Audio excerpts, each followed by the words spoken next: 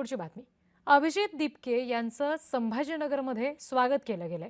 40 दिवसांच्या संघर्षानंतर घरी परतलो अशी प्रतिक्रिया अभिजित दिपके यांनी दिली. विद्यार्थ्यांच्या संघर्षाला यश मिळालं असंही ते म्हणाले.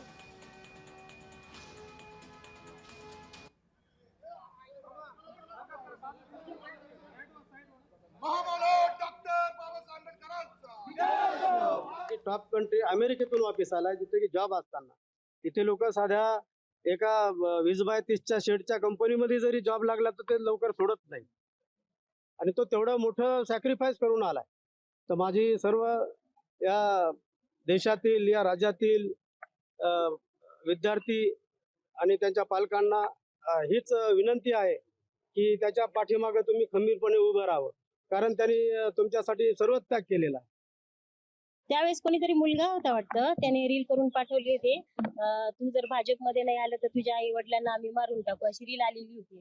मग त्याच्यामुळे तो म्हणे, मम्मी मला किती धमकी आले तर काही नाही, पण तुला आणि पप्पाला धमक्या नाही यायला पाहिजेत, मग त्याच्यामुळे तुम्ही घरी राहू नका. म्हटलं काही होत नाही बाळा, येऊ दे धमक्या. तर नाही म्हणे, तुम्ही थोडी काळजी घ्या म्हणे, सेफ मध्ये राहा. म्हटलं ठीक आहे म्हटलं.